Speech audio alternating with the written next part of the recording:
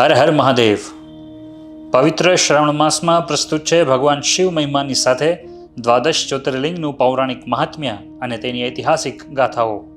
સૌરાષ્ટ્રે સોમનાથમ ચ શ્રીશૈલે મલ્લિકાર્જુનમ ઉજ્જૈન્યામ મહાકાલમ ઓમકાર મમલેશ્વરમ પરલ્યામ વૈજનાથમ ચ ડાકિન્યામ ભીમશંકરમ સેતુબંધેતુ રામેશમ નાગેશમ દારુકાવને વારાણસ્યામ તુ વિશ્વેશમ ત્ર્યંબકમ ગૌતમી તટે હિમાલયે તુ કેદારમ ગુષ્મેશમ ચ શિવાલયે એતાની જ્યોતિર્લિંગાની સાયં પ્રાતઃ પઠેન્નરઃ સપ્તજન્મ કૃતમ પાપમ સ્મરણેન વિનશ્યતિ.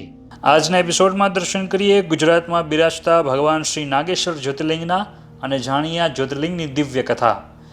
ભારતના 4 મુખ્ય ધામોમાંના એક ગુજરાતના દ્વારકા તીર્થ ક્ષેત્રમાં આવેલ નાગેશ્વર જ્યોતિર્લિંગ અતિ દર્શનીય સ્થળ છે.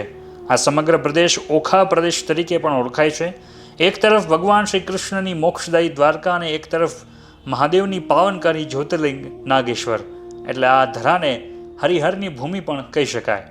પ્રાચીન કાળમાં પશ્ચિમ સમુદ્રના કિનારે દારૂક નામનું જંગલ હતું, જેમાં દારૂકા નામની રાક્ષસી રહેતી હતી. દારૂકાએ દેવી પાર્વતીને પ્રસન્ન કરીને તેમની પાસેથી વરદાન પ્રાપ્ત કર્યું હતું. વરદાન મેળવીને દારૂકાને અભિમાન આવ્યું અને તે પોતાની શક્તિનો દુરુપયોગ કરવા લાગી. સમુદ્રના રસ્તે જતા બધા જ વટે માર્ગોને તે લૂંટી લેતી અને તેને મારી નાખતી. એક વખત નૌકાઓના એક મોટા કાફલાને રાક્ષસીએ કેદી બનાવી લીધા. આ કાફલામાં એક સુપ્રિય નામનો વણિક હતો અને તે પરમ શિવ ભક્ત હતો. તે જ્યારે કેદમાં હતો ત્યારે પણ તે ભગવાન શિવની પૂજા આરાધના કરતો અને બીજા કેદીઓને પણ શિવ પૂજા શીખવાડતો. પરિણામે બધા જ કેદીઓ ભગવાન શિવની પૂજા કરતા થયા. સુપ્રિયને શિવજી પર અપાર શ્રદ્ધા હતી. શિવજીની પૂજા કરવાથી કંઈક તો સારું પરિણામ આવશે જ એવો દ્રઢ નિશ્ચય તેના મનમાં હતો. એક સમયે જ્યારે સુપ્રિય ભગવાન શિવની આરાધના કરી રહ્યો હતો ત્યારે એક ચમત્કારિક ઘટના બની. પૂજા કરતી વખતે સુપ્રિયને ભગવાન શિવનું એક સુંદર મજાનું સ્વરૂપ દેખાયું.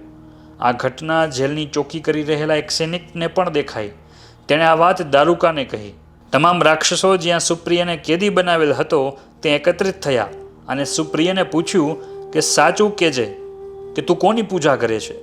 પ્રત્યુત્તરમાં સુપ્રિયે કહ્યું કે એ કંઈ જ નથી જાણતો. આથી દારૂકા ક્રોધિત થઈ અને સુપ્રિયને મારી નાખવાનો આદેશ આપ્યો.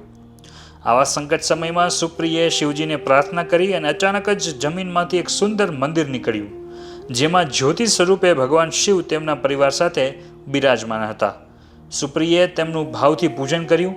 શિવજીએ પ્રસન્ન થઈને સુપ્રિયને અભય વરદાન આપ્યું અને રાક્ષસોનો નાશ કર્યો. આમ નાગભૂમિમાં શિવજી પ્રગટ થયા હોવાથી તેઓ આ સ્થળે નાગેશ્વરના નામથી પ્રસિદ્ધ થયા. તો આ હતી નાગેશ્વર જ્યોતિર્લિંગની દિવ્ય કથા. આ જ્યોતિર્લિંગની પૌરાણિક તથા ઐતિહાસિક ગાથાઓને જાણીએ આવતા એપિસોડમાં. આવો શ્રાવણ માસમાં ભગવાન શિવની આરાધના કરીએ અને તેમની અનહદ કૃપા પ્રાપ્ત કરીએ. હર હર મહાદેવ.